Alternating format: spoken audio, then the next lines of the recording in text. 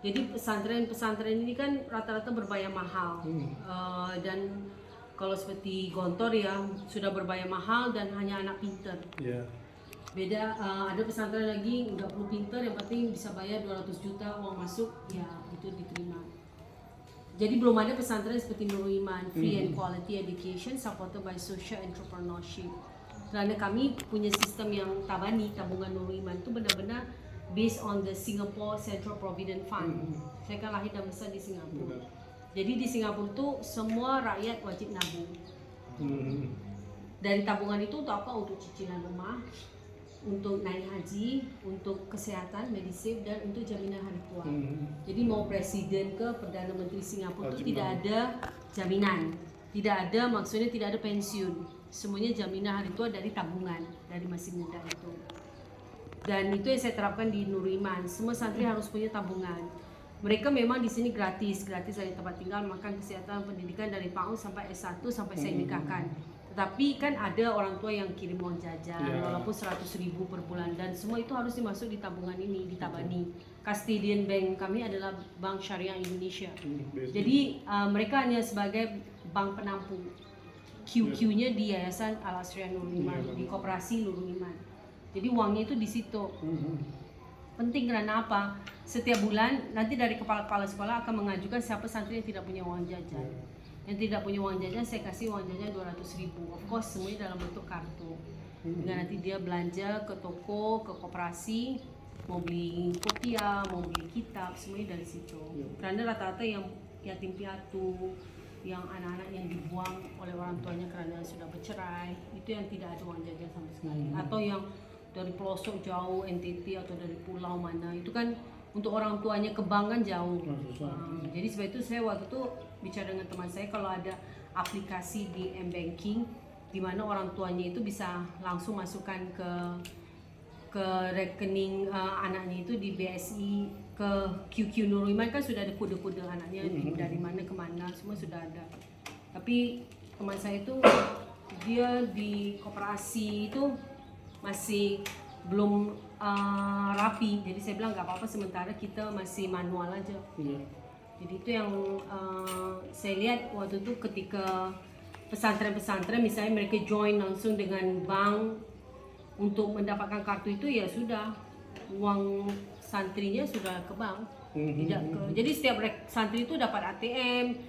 Ya dia bukan ATM-nya pesantren tapi ATM-nya bank. Itu yang di situ rugi.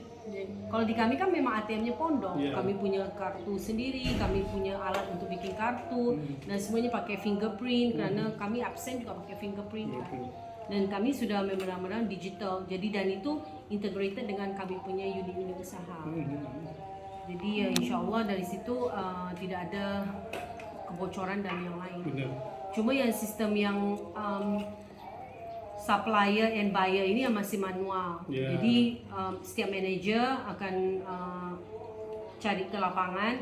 Of course itu bagian marketing ya. Manager ini akan bagian produksi akan melapor ke bagian pemasaran. Kami punya produk ini siap dijual. Nanti bagian pemasaran akan cari pembeli. Baru nanti mereka akan mengajukan tender ke saya. Itu masih manual. Itu kalau Telkom bisa nggak ada.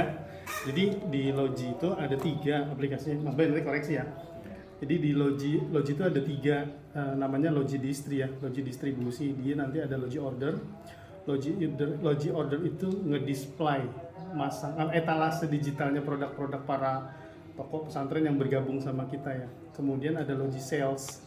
Logi Sales itu ya ngebantuin tokonya itu untuk ngejualin produk secara distribusi besar.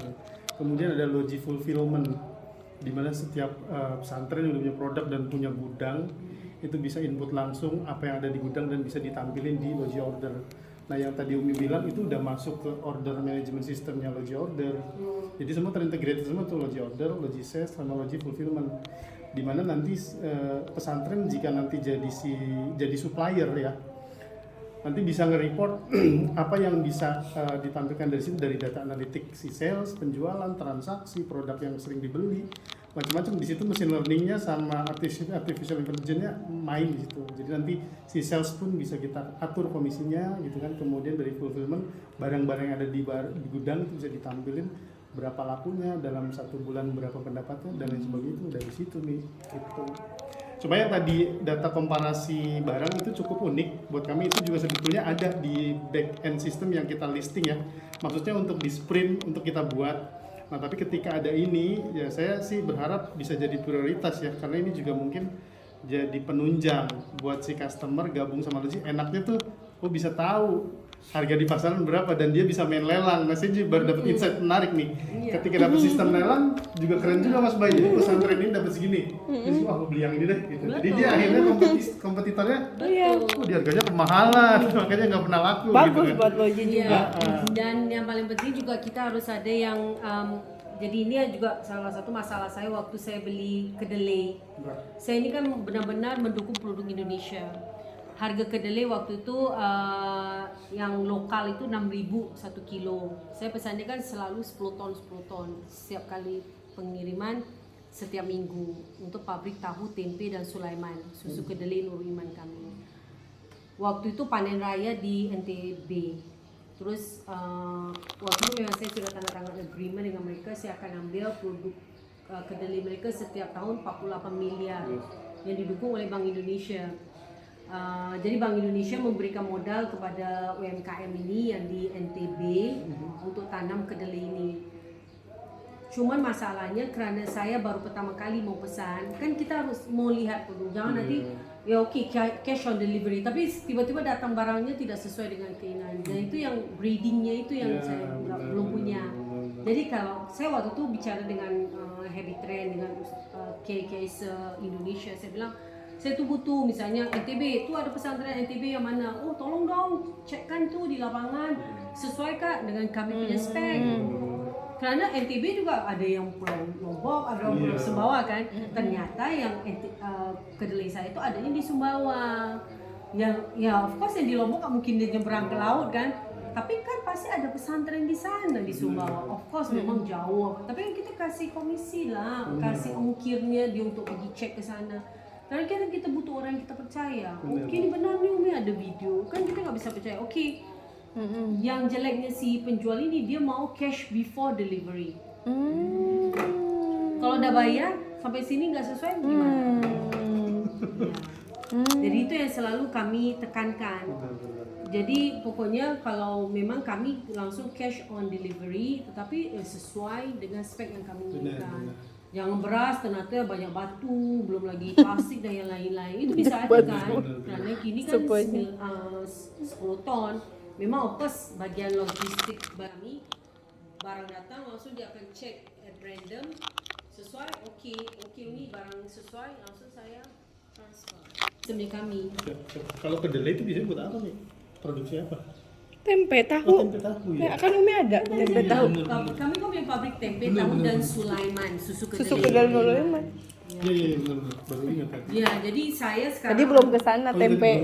Cuman baru ke dapur. Kambing, sapi, ikan lele, tadi mie. Itu juga bagus dan itu kan akikah. Sama air. Kita makan kambing. Akikah kami pembeli kami adalah kami punya customers itu dari Singapura, Malaysia, Brunei, and then United Kingdom tadi kan, terus Australia. Jadi orang-orang ini kalau punya cucu atau anak kan mereka nggak bisa seperti Indonesia kan tarian satu kambing sebelah. Semuanya otodidak kan. Sana nggak boleh, apalagi Singapura. Tertangkap yuk enak-enak